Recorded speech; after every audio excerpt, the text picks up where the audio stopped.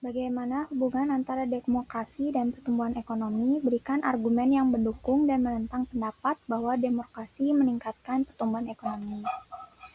Demokrasi dan pertumbuhan ekonomi memiliki hubungan yang cukup erat, karena sistem politik dapat mempengaruhi kebijakan dan kondisi ekonomi suatu negara. Dari sisi argumen yang mendukungnya, yaitu demokrasi dapat mendorong pertumbuhan ekonomi melalui pemerintah yang lebih transparan, adanya pengawasan terhadap kebijakan, perlindungan hak masyarakat, serta kesempatan masyarakat untuk berpartisipasi dalam pengambilan keputusan. Kondisi politik yang lebih terbuka juga dapat meningkatkan kepercayaan investor dan menciptakan kebijakan ekonomi yang lebih responsif. Sedangkan dari sisi argumen yang menentang, yaitu demokrasi itu tidak selalu menjamin pertumbuhan ekonomi yang tinggi. Dari proses pengambilan keputusan dalam demokrasi dapat menjadi lebih lambat karena melibatkan banyak kepentingan. Selain itu, pergantian pemerintahan atau konflik politik juga dapat menimbulkan ketidakpastian bagi pelaku usaha dan juga investor. Jadi, menurut saya, demokrasi dapat mendukung pertumbuhan ekonomi, tetapi hasilnya tetap bergantung pada kualitas pemerintahan, kemudian stabilitas politik, dan kebijakan ekonomi yang diterapkan. Pertanyaan selanjutnya, uraikan permasalahan korupsi dalam konteks ilmu politik dan menurut Anda pribadi bagaimana upaya-upaya yang dapat dilakukan untuk mengatasinya. Korupsi merupakan penyalahgunaan kekuasaan atau jabatan untuk memperoleh keuntungan pribadi maupun kelompok.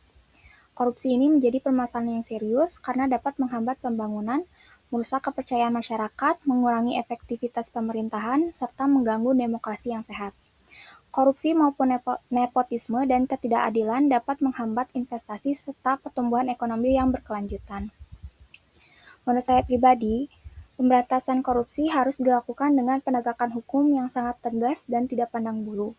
Saya pribadi mendukung adanya hukuman mati bagi pelaku korupsi, terutama untuk kasus korupsi yang sangat berat dan menimbulkan kerugian negara serta dampak besar bagi masyarakat.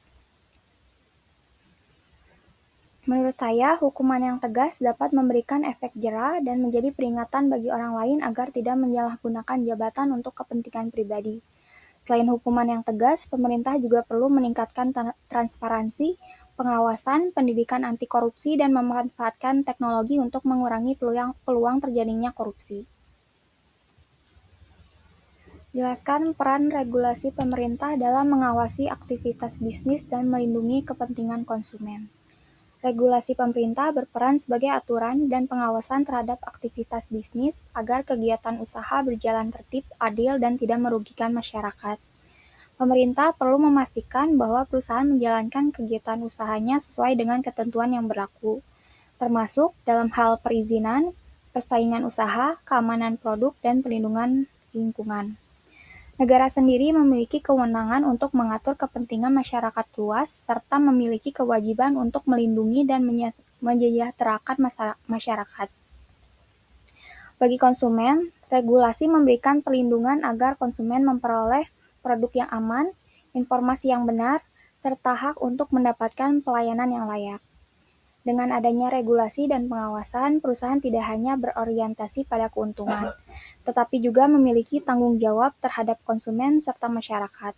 Hal ini membantu menciptakan aktivitas bisnis yang lebih sehat dan juga berkelanjutan.